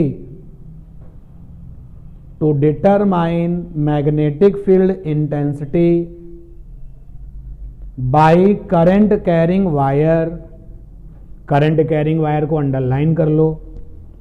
to determine magnetic field intensity by current carrying wire, current carrying wire को अंडरलाइन कर लो। we use Biot Savart's law, Biot Savart's law to determine magnetic field intensity by current carrying wire, we use Biot Savart's law. लिख लिया। How we proceed, अब ये law तो है जो है अभी आएगा, बट इस लॉ में हम आगे बढ़ते कैसे हैं। तो ध्यान दें भाई, बियो-सावर्ट्स लॉ में हम आगे कैसे बढ़ते हैं। तो इसी हेडिंग में ही एक क्वेश्चन बना ले रहे हैं कि what is this law and how we proceed. यानी ये होता क्या है ये भी जरूरी है जानना, और इसमें हम आगे कैसे बढ़ते हैं ये उससे भी ज्यादा जरूरी है जानना। उसी हेडिंग में है ये कि अगर एग्जाम में आपसे पूछा गया कि write the Biot Savart's law and question है आपका मोर देन 1 मार्क, तो जितना मैं करा रहा हूं उतना करके आइएगा, क्योंकि थ्योरी के क्वेश्चंस में पूरे नंबर बड़ी मुश्किल से मिलते हैं। तो कुछ एक्स्ट्रा एफर्ट्स करेंगे तभी बात बनेगी। तो ये क्वेश्चन है कि व्हाट इज दिस लॉ, ये एक्चुअली होता क्या है और हाउ वी प्रोसीड। तो पहले मैं आपको बताता हूं कि हाउ वी प्रोसीड। इसमें ये जब ये लॉ लगाने जाएंगे तो आपके दिमाग में क्या क्या चलेगा। सबसे पहले तो आपको करना कि ये होगा कि take small length element dl from given current carrying wire. और अभी अभी हमने आपको 4 स्टेप दिखाए थे करंट कैरिंग वायर। अगर आप कहते हो कि सर हमारे पास में करंट कैरिंग वायर ये है, इस पे आई करंट चल रही है, और हमने कहा अच्छा बियो-सावर्ट्स लॉ लगाना है, तो देखो कैसे चलते हैं। सबसे पहले अपने वायर में एक छोटा सा टुकड़ा ले लीजिए, जहां तुमको पसंद है, यहां वहां जहां पर भी। तो ये छोटा सा टुकड़ा हो गया डीएल लेंथ का। तो सबसे पहले तो आपको अपने वायर में एक छोटा सा टुकड़ा ले लेना है, that is called length element, that is called length element. तो take the small length element, okay. अब क्या करते हैं, फॉर्म करंट एलिमेंट। दोनों पॉइंट्स पे डिफरेंस देखिए, पहले वाले में है लेंथ एलिमेंट और दूसरे वाले में क्या कह रहा है, करंट एलिमेंट। करंट एलिमेंट क्या होता है, फॉर्म यानी बनाइए, फॉर्म करंट एलिमेंट। तो आपने पूछा कैसे बनेगा, तो भाई करंट एलिमेंट बराबर होता है, करंट एलिमेंट बराबर होता है current into length element, length element. तो भाई लेंथ एलिमेंट क्या है dl, और वायर में करंट कितनी है I, तो I dl को क्या बोलते हैं, current element. Here current element is a vector physical quantity, here current element is a vector physical quantity. अब बड़े बन जाइए आप, वो जमाना और था जब तुमने पढ़ा था कि एरिया स्केलर होता है, क्षेत्रफल कैसी फिजिकल क्वांटिटी है, स्केलर। लेकिन जैसे तुमने गॉस लॉ में आए तुमने एरिया वेक्टर बनाया। इसी तरीके से वो जमाना पीछे छूट गया जब लेंथ आपके लिए क्या थी, स्केलर। बियो-सावर्ट्स लॉ में जो लेंथ है वो कैसी है, वेक्टर।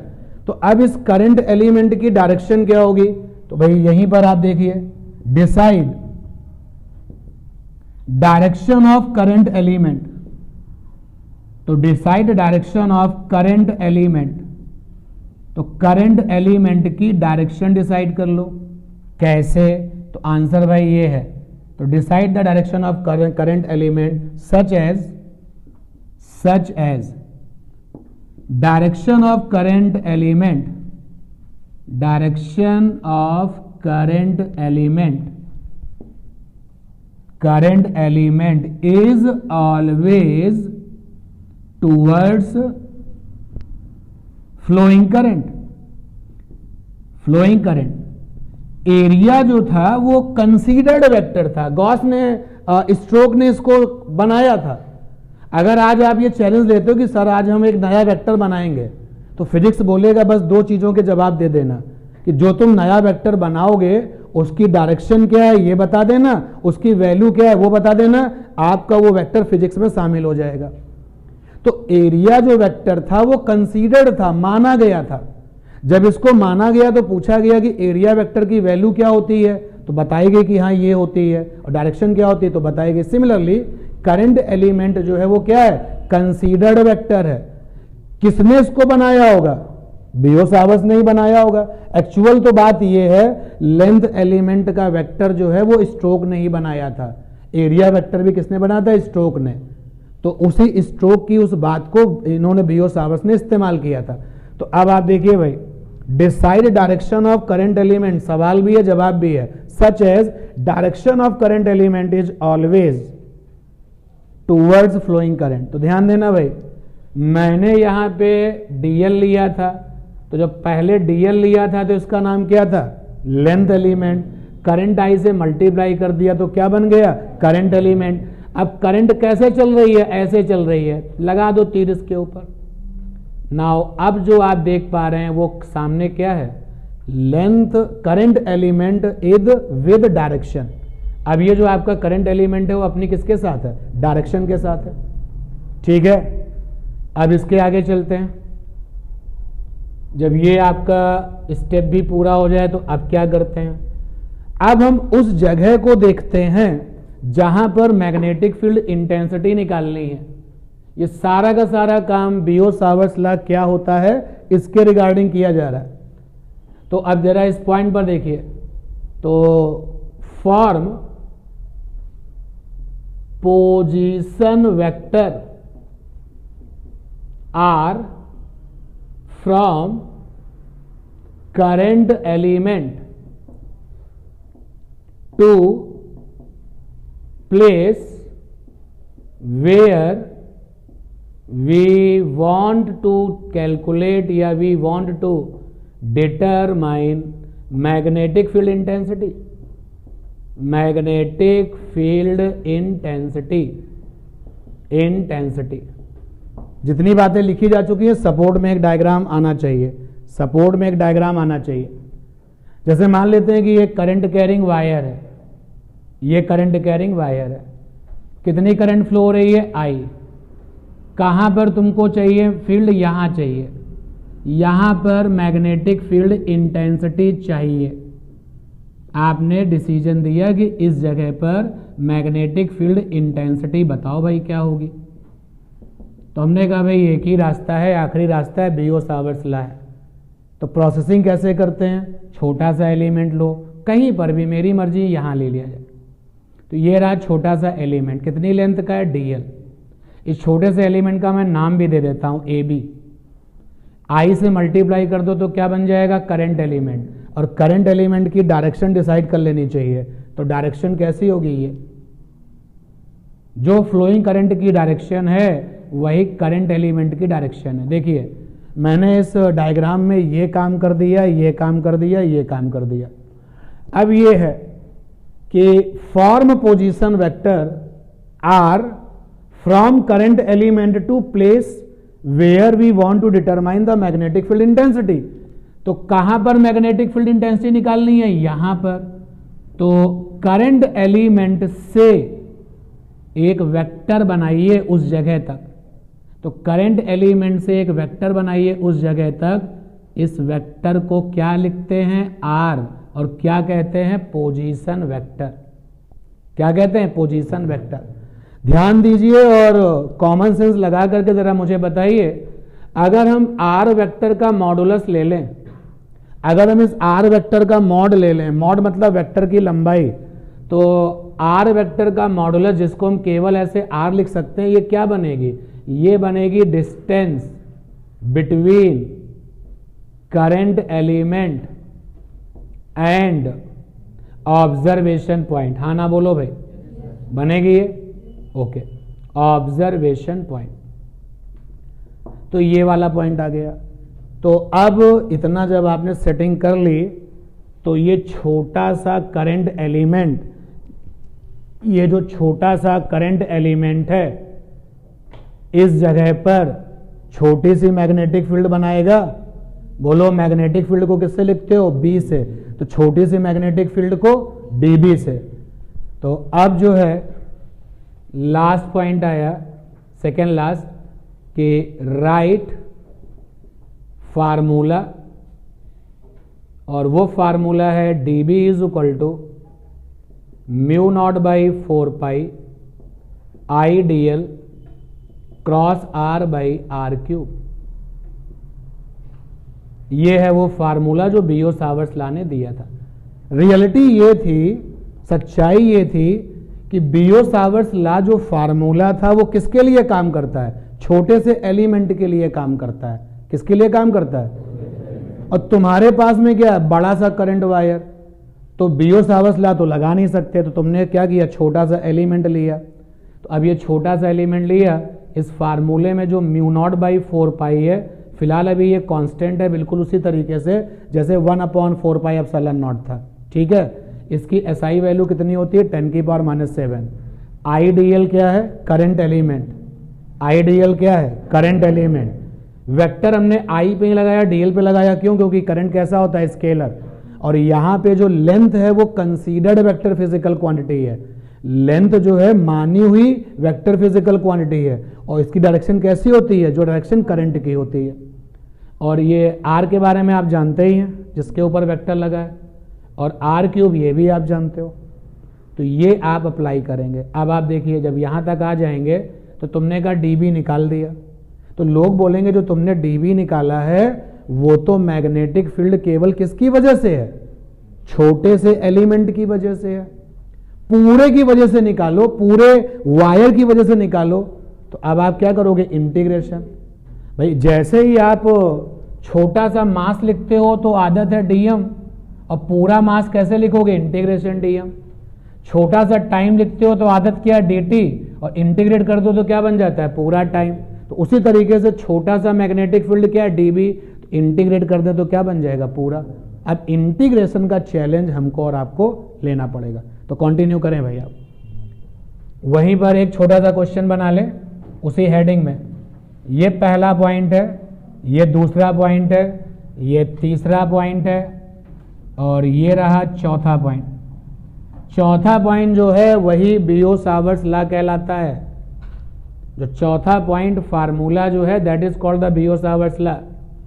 आइए यहां तक।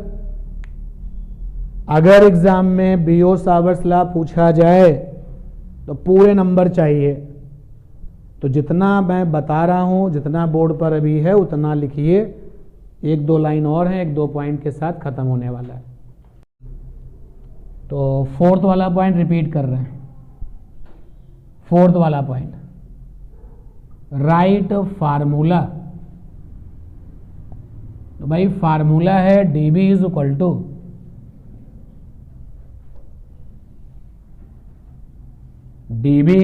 To mu not by 4 pi I D L cross R by R cube. तो टोटल फील्ड क्या होगी भाई, total magnetic field, B total क्या होगा, इंटीग्रेशन जिंदाबाद। तो ये आ जाएगा mu not by 4 pi I D L cross R by R cube. तो ये जो फार्मूला है, इस फार्मूले को कहा जाता है vector form of Biot Savart's law. ये इंपॉर्टेंट नहीं है कि बियो-सावर्ट्स लॉ क्या होता है, उससे कहीं ज्यादा इंपॉर्टेंट है कि बियो-सावर्ट्स लॉ जब आप लगाते हो तो आपके स्टेप्स क्या होते हैं, प्रोसेसिंग क्या होती है, कि ये करना है फिर बाद में ये करना है फिर ऐसे चलना है, वो प्रोसेसिंग बहुत इंपॉर्टेंट है।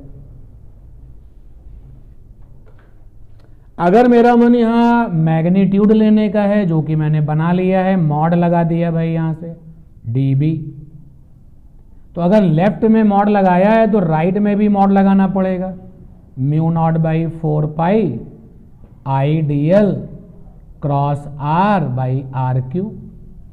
इधर भी मॉड लगा दिया। तो यहां से मॉड को ऐसे भी लिख सकते हैं dB, केवल वेक्टर हटा दो तो भी मॉड बन जाता है। अब 11th स्टैंडर्ड का थोड़ा सा नॉलेज यहां पे आप दीजिए मुझे।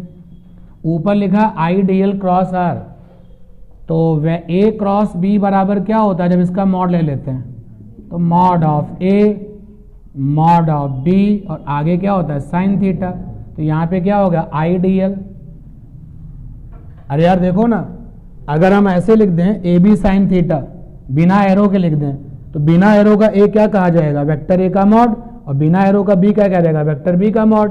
तो आई डी एल से एरो हटा दिया तो आई डी एल का क्या हो गया मॉड, और उधर से आर हटा दिया तो क्या हो गया मॉड, और आगे साइन थीटा। देखें इधर, अब देखिए आइडियल वेक्टर ये है और पोजीशन वेक्टर ये है, और हमने कौन सा कॉम्बिनेशन कराया है, टेल और टेल। और टेल टेल कॉम्बिनेशन में एंगल बिटवीन वेक्टर्स निकालना और सोचना बहुत आसान होता है, इसलिए मैंने हेड टेल कॉम्बिनेशन का पंगा नहीं लिया। तो लीजिए साइन थीटा हो गया, तो देखिए dB बराबर आ गया mu not upon 4 pi I D L sine theta by R square. ऊपर वाले आर से एक आर कट गया। समस्या फिर से वहीं पर है कि अगर तुमने मॉड ले लिया तो तुमने ये जो मैग्नेटिक फील्ड निकाला है किसकी वजह से निकाला है, इस छोटे से एलिमेंट की वजह से निकाला है, पूरे की वजह से क्या होगी तो इंटीग्रेशन कर देंगे। हाँ, तीसरा पॉइंट हटाने की परमिशन है। तो टोटल फील्ड भैया कैसे निकलेगी, तो टोटल फील्ड निकलेगी, एक बार इंटीग्रेट कर लीजिए। इंटीग्रेट क्या कर लीजिए आप, इंटीग्रेशन की केवल फीलिंग यहां दिखाइए। जो टिपिकल इंटीग्रेशन है वो भी हम लोग करेंगे, और जो बहुत आसान है वो तो हम सब लोग करेंगे। कुछ बहुत ज़्यादा टिपिकल इंटीग्रेशन आएंगे तो उनको सीधे लर्न कर लेंगे। ये है बीएस लॉ का way with application, how we proceed. जब ये 4 नंबर पॉइंट भी आपका पूरा हो जाए तब आप इस डायग्राम को बना लेना। कॉमन सेंस लगाइए, इसमें सब वेक्टर ही वेक्टर है ना, तो ये क्या बना, vector form of Biot Savart's law. और इसमें हमने वेक्टर हटा लिए तो ये क्या बन गया, scalar form of Biot Savart's law. Biot Savart's law लिखने को बहुत आता है कि राइट द बियो-सावर्ट्स लॉ, और ये क्वेश्चन जो है मोर देन 1 मार्क का रहता है। और जब 1 से ज्यादा नंबर का ये क्वेश्चन है तो पूरे नंबर आप कैसे लेंगे, जितने पॉइंट्स बताए हैं उतना काम करिएगा। दोनों काम एक साथ किए हैं। बियो-सावर्ट्स लॉ होता क्या है ये भी सीखा है, और हम इसको अप्लाई कैसे करते हैं, हम इसको लेकर के आगे कैसे बढ़ते हैं ये भी सीखा है। दोनों चीजें एक साथ।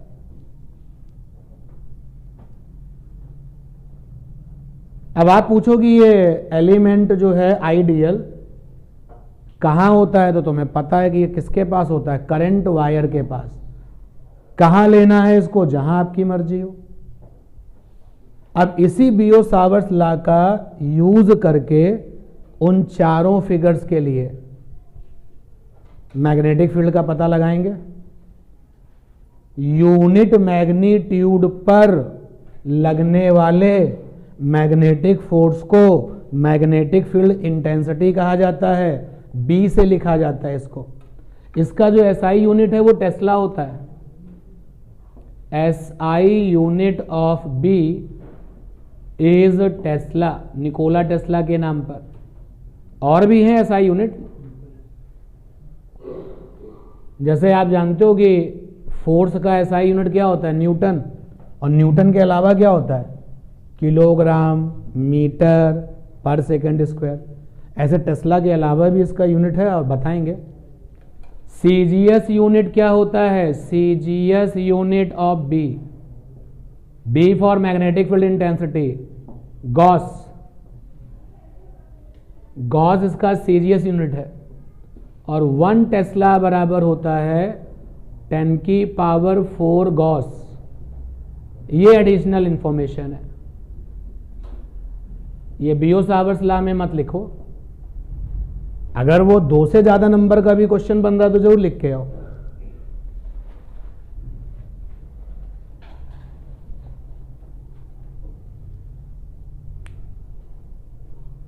बियो-सावर्ट्स लॉ का फार्मूला कोई नहीं भूलता। अब आज से ही ये फार्मूला आपके पास हमेशा के लिए है, शायद ही आप भूलेंगे, वैसे कोई भूलने वाला नहीं। किसी से भी पूछो कि बियो-सावर्ट्स लॉ फार्मूला क्या होता है, तो dB बराबर μ0/4π IDL cross R upon R3 vector वाला ये है। और बिना वेक्टर वाला क्या है, μ0/4π IDL sin θ/r²। और थीटा हम जानते हैं, तुम जानते हो, क्योंकि पोजीशन वेक्टर R आपने देखा, करंट एलिमेंट वेक्टर आपने देखा, उनके बीच का बनने वाला एंगल थीटा है। और सिंपलिसिटी के लिए हमने टेल टेल कॉम्बिनेशन रखा है। जब हम बात करते हैं छोटी वैल्यू की और जाना होता है बड़ी वैल्यू पर, तो इसी को एक्सपेंशन कहा जाता है। तुम्हें बियो-सावर्ट्स लॉ क्या देता है, छोटी वैल्यू देता है। जब तुम जाते हो कंप्लीट के लिए तो क्या लगाते हो, इंटीग्रेशन। छोटे से बड़े पर जाना यही एक्सपेंशन मेथड कहलाता है। और ये काम आप फर्स्ट टाइम नहीं कर रहे हो, इसकी आदत इलेक्ट्रोस्टैट्स में भी आपने मेंटेन की थी। जैसे अर्थ का वॉल्यूम, तो अर्थ के छोटे हिस्से का वॉल्यूम है dV, तो इंटीग्रेशन कर दो तो क्या बन जाएगा, पूरी अर्थ का वॉल्यूम। हमारी ये एक्टिविटी क्या कहलाएगी, एक्सपेंशन मेथड। तो एक्सपेंशन मेथड आप फर्स्ट टाइम नहीं कर रहे हैं, आपको इलेक्ट्रोस्टैट्स में बताया गया था। मजेदार बात यह है, जितना तुमको वहां बताया गया था उतना फिर से बताया जा रहा है, कुछ छिपा नहीं जा रहा है। छोटी सी length dl, integration of dl पूरी length, and that is called the expansion method. You count small and after integration you have a complete, you have a total. This way is called integral method, integration method. 4 number point हटा दें। अब बियो-सावर्ट्स law ने जो हमें सिखा दिया है उसको अप्लाई करके देखा जाए। अभी तो हमने केवल प्रोसेस सीखा कि यहां ऐसे ऐसे आगे बढ़ना है। हटाएं, इसको भी हटा दें।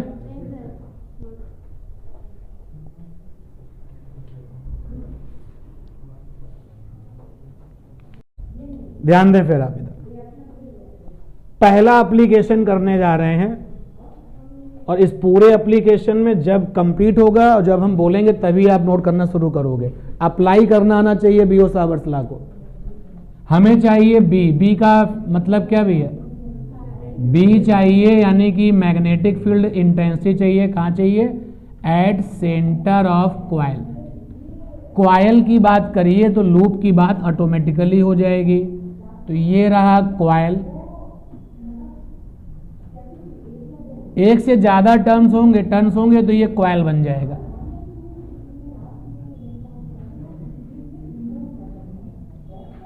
ये लीजिए करंट आ रही है इसमें, ये आई करंट चल रही है। तो जो बोर्ड पर मैंने कॉइल बनाया है उसमें नंबर ऑफ टर्न्स कितने हैं? तो नंबर ऑफ टर्न्स हैं capital N, number of turns हैं कैपिटल एन। रेडियस कितनी है इसकी? कैपिटल आर है। तो जल्दी से जरा टोटल लेंथ बताओ इसकी कितनी है? इस कॉइल को बनाने में जो वायर लगाया गया है उसकी टोटल लेंथ कितनी है? 2 पाई आर इंटू एन। देखो अगर तुमने केवल 2 पाई आर लिखा, ये तो एक टर्न की लेंथ है, कितने फेरे हैं? एन, तो N into 2 pi R. Target दिया गया है यहां सेंटर पर मैग्नेटिक फील्ड निकालो। तो अगर सेंटर पर मैग्नेटिक फील्ड निकालो तो सेंटर पे हमने क्या रखा होगा? यूनिट मैग्नीट्यूड का टेस्ट रखा होगा। और मेरे इस वायर ने, करंट कैरिंग वायर ने उस पर जो फोर्स लगाया होगा उसी को क्या कहते हैं? Magnetic field intensity. तो बियो-सावर्ट्स लॉ कहता है कि भाई हमको यूज कर लो और ये काम कंप्लीट कर लो। पहला पॉइंट क्या था? छोटा सा एलिमेंट ले लो। तो लीजिए छोटा सा एलिमेंट लेते हैं, ये रहा छोटा सा एलिमेंट, ये रहा छोटा सा एलिमेंट। और इस छोटे से एलिमेंट में आई से मल्टीप्लाई करेंगे तो क्या बन जाएगा? Current element I D L. तो छोटा सा करंट एलिमेंट ये हमने ले लिया है, आई डी एल हो गया। तो छोटा सा करंट एलिमेंट मैं अलग से भी दिखा देता हूं, ये रहा, एंड ये है आई डी एल। इसके बाद में था कि जिस जगह पर आप काउंटिंग कर रहे हो उस एलिमेंट से वहां तक का वेक्टर यानी पोजीशन वेक्टर। तो भाई ये देखो पोजीशन वेक्टर। हम हमेशा टेल टेल कॉम्बिनेशन के साथ ही आगे बढ़ेंगे, क्योंकि मुझे पता है सेंटर का नाम अगर यहाँ ओ रखते हैं तो मुझे पता है कि टेल टेल कॉम्बिनेशंस में एंगल बिटवीन वेक्टर्स कैसा निकलता है? आसानी से निकलता है। तो भाई ये सेंटर है, अलग से भी दिखा रहा हूं, ये सेंटर ओ है और ये रहा अपना पोजीशन वेक्टर आर। अगर हम यहां पर पोजीशन वेक्टर आर का मॉडुलस ले लें कि भाई मॉड ऑफ आर निकालना है, तो क्या सब लोग ये मानोगे कि ये तो रेडियस हो जाएगी? क्यों भाई? भाई यहां पर पोजीशन वेक्टर की जो लंबाई है क्या वो रेडियस के बराबर होगा? हाँ, तो यहां पे मॉड ऑफ आर का मतलब हो गया radius of the loop, radius of the coil. Okay, अब बारी है बियो-सावर्ट्स लॉ लगाने की। चाहो तो वेक्टर वाला अप्लाई करो या तो स्केलर वाला अप्लाई करो। मैं जा रहा हूं स्केलर वाले के पास। तो इस जगह पे छोटी सी वैल्यू ऑफ फील्ड आएगी mu not by 4 pi I D L sine theta by R square. D B is equal to mu not by 4 pi constant है, एस आई वैल्यू 10⁻⁻7 होती है, I D L sine 90 by R square. बोलो भाई, ये जो आपका ये DL vector जो है ये आपका, क्या डीएल वेक्टर इस रेडियस से हमेशा 90 बनाएगा? अरे ये तो बहुत छोटी सी थ्योरम है ना कि ये डीएल वेक्टर जस्ट लाइक क्या टेंजेंट है, और टेंजेंट और रेडियस जब जब मिले हैं तो कितना एंगल बना है? 90 ही बना है।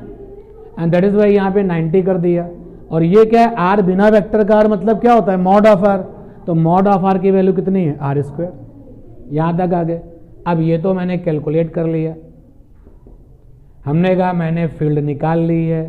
तो लॉजिक आया, जो तुमने फील्ड निकाल ली है वो तो छोटे से एलिमेंट की वजह से निकाल ली है, पूरे कॉइल की वजह से बताओ कितनी होगी? तो कंप्लीट कॉइल की वजह से कितनी होगी? तो इसको अब क्या कर लिया जाए? इंटीग्रेट कर लिया जाए। तो टोटल फील्ड निकाली भाई, तो टोटल फील्ड इंटेंसिटी, तो टोटल फील्ड इंटेंसिटी बी क्या होगा? तो छोटी सी वैल्यू का इंटीग्रेशन कर लीजिए। तो ये आएगा mu not by 4 pi I D L by R square. Integration भी बड़ा अजीब है, अपने अंदर कांस्टेंट बर्दाश्त नहीं करता है, जो भी कांस्टेंट होते हैं उनको क्या कर देता है? बाहर फेंक देता है। तो देखो भाई कांस्टेंट कौन कौन है? Mu naught by 4 pi constant है, आई यहां पर कांस्टेंट है, रेडियस कांस्टेंट है, डीएल केवल वेरिएबल है। भाई डीएल क्या है? छोटा सा लेंथ एलिमेंट, और इंटीग्रेशन कर दिया तो टोटल लेंथ। तो यहां पर आप देखें डीएल है लेंथ एलिमेंट, डीएल है लेंथ एलिमेंट, और इंटीग्रेशन ऑफ डीएल को क्या पढ़ा जाएगा? Total length. तो टोटल लेंथ कितनी हो जाएगी? n into 2πr। तो यहां पर आप देखिए बियो-सावर्ट्स लॉ का मैजिक आपके सामने आ चुका है। डीएल की वैल्यू है n 2πr, r से r कैंसिल कर दिया। इसको मत परेशान करो, क्योंकि म्यू नॉट अपॉन 4π की वैल्यू सीधे याद होती है ना 10⁻⁷। इसको मत छिड़िए, नहीं तो प्रॉब्लम आ जाएगी। तो इसको साथ रखिए। देखो रिजल्ट ये आया, mu not by 4π I by radius, साथ में 2π और साथ में ये n, ये रिजल्ट आया। ऐसे ही 4 ब्रैकेट बना करके इसको याद रखना हमेशा।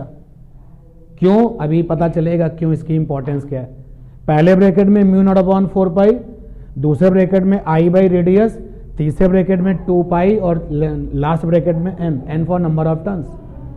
सोचो अगर ये कॉइल आधा होता, पूरा कॉइल है तो सेंटर पे क्या बनाएगा? 2π, और आधा कॉइल है तो सेंटर पे क्या बनाएगा? पाई। तो इस जगह पे 2π नहीं होता, क्या आता? पाई आता। अगर ये कॉइल जो है कोई आर्क होता, भाई देखो कंप्लीट है तो सर्कुलर हो गया, आधा है तो सेमी हो गया, आधे का आधा है तो क्या हो गया? क्वार्टर हो गया, और कुछ और है तो क्या बोलेंगे? आर्क फॉर्म बोलेंगे ना। तो अगर ये कॉइल आर्क होता, जैसे मान लेते मैं वायर को मोड़ करके एक आर्क फॉर्म बना रहा हूं, ये है सेंटर, ये है। तो अब आप देखो ये आर्क फॉर्म वाला कॉइल सेंटर पे 2π बनाता नहीं, पाई बनाता नहीं, क्या बनाता? मान लेते थीटा बनाता। तो इस तीसरे ब्रैकेट में क्या आता? थीटा। तो अभी जो हमने काम किया हुआ है वो किसके लिए किया हुआ है? Complete circular. लेकिन इसी से सेमी की भी बात करेंगे, सेमी का सेमी हो जाएगा तो भी उसकी बात करेंगे, और अगर आर्क फॉर्म होगा तो उसकी बात करेंगे। नोट कर लीजिए, कोई कहानी नहीं लिखनी है, कंप्लीट नोट करना है। डायग्राम सब बोल रहा है।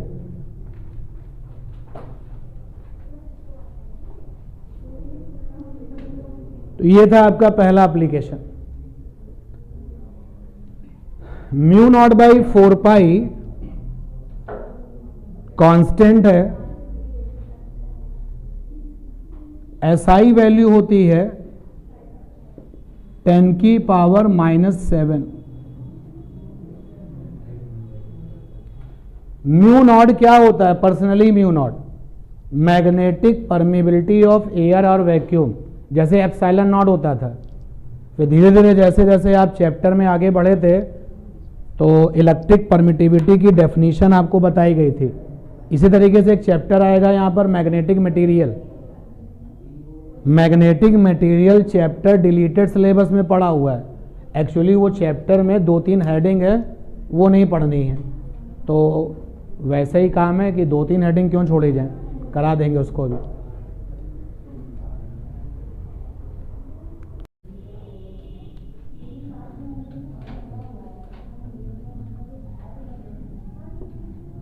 नया क्वेश्चन है ये, उसी का पार्ट नहीं है। नेक्स्ट प्रॉब्लम हो गई आपकी, direction of B due to curved current carrying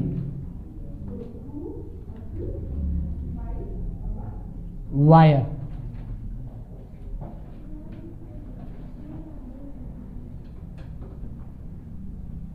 जैसे आप देखिए वायर हम बनाते हैं, एक वायर ये करंट है आई, एक वायर ये करंट है आई, एक वायर है ये करंट है आई। 3 डायग्राम बनाए हैं, सब में ये वायर कैसे हैं?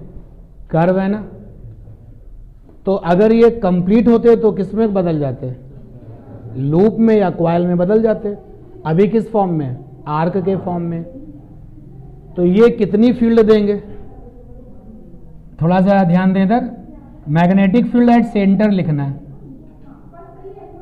तो magnetic field at centre, at centre B चाहिए। तो अगर आपको न्यूमेरिकल करने हैं, डेरिवेशन तो यही आएगा, जब भी आएगा पूरा पूरा कॉइल आएगा। यहां से बनाना, पहले ब्रैकेट में म्यू नॉट बाई 4 पाई, दूसरे ब्रैकेट में आई बाई रेडियस, चौथे ब्रैकेट में एन, और तीसरे ब्रैकेट में क्या करोगे? एंगल लिखना होगा फॉर्म एट सेंटर। भाई देखना जरा सा, समझना बात को। ये वाला जो कर्व शेप वायर है, इसका सेंटर यहां कहीं पर है। पता चला इसने सेंटर पर अल्फा एंगल बनाया है, तो तीसरे ब्रैकेट में 2 पाई नहीं लिखा जाएगा, क्या लिखा जाएगा? अल्फा। डिग्री वाला या रेडियन वाला? रेडियन वाला। कितनी बातें बतानी पड़ेंगी? अगर अकेला एंगल है तो हमेशा किसमें होता है? रेडियन में। तो यहां पर एंगल लिखा जाएगा जो कि फॉर्म होता है एट द सेंटर। अब ये भी हमारे पास में कर्व शेप वायर है, सेंटर कहां होगा? हर कर्व का सेंटर तो होता है, ये बात पक्की है। तो चलो मान लेते हैं सेंटर ये रहा, और इसने जो है यहां पर बना रखा है फाई एंगल। तो यहां तीसरे ब्रैकेट में क्या लिखा जाएगा? फाई। क्लियर है ना? कौन सा? रेडियन वाला, डिग्री वाला नहीं, रेडियन वाला। तो ऐसे तो आप वैल्यू निकाल लोगे। ये भी हटा दें इधर। डायरेक्शन कैसे निकालते हैं? वैल्यू तो निकाल आएगी। डायरेक्शन निकालने के लिए यूज करते हैं राइट हैंड। तो all fingers of right hand, all fingers of right hand, right hand.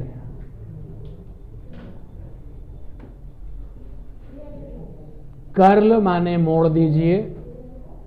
Curl all fingers of right hand along current, along flowing current। समस्या आप सुनिए।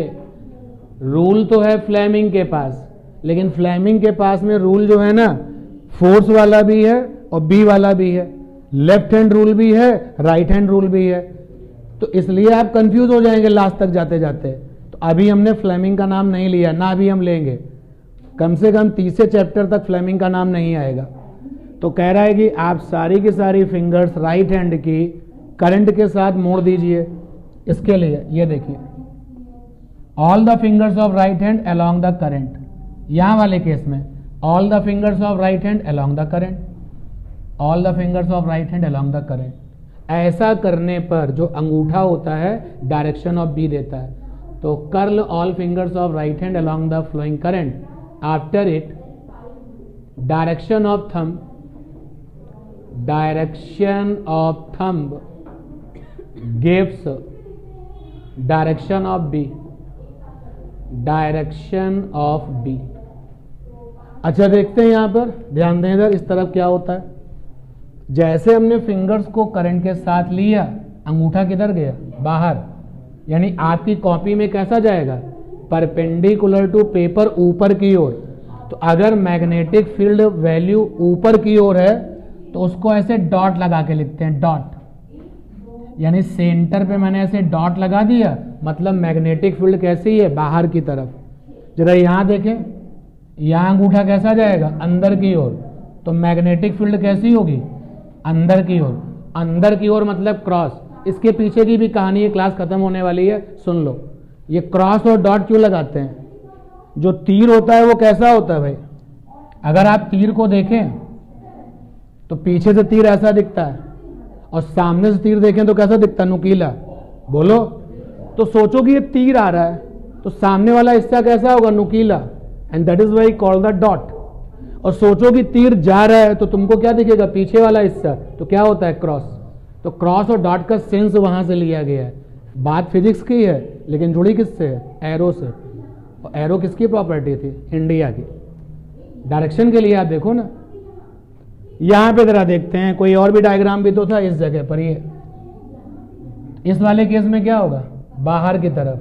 तो याद रखना, अगर आप मैग्नेटिक फील्ड निकालते हैं B और उसके आगे ऐसे सर्कल बना देते हैं और डॉट लगा देते हैं, ये डॉट, तो मतलब है कि डायरेक्शन कैसी है, डायरेक्शन आउटवर्ड, आपके कॉपी के पेज के आउटवर्ड है। अगर आप B लगाते हैं और ये क्रॉस लगा देते हैं तो डायरेक्शन कैसी है, इनवर्ड। नोट करिए आप।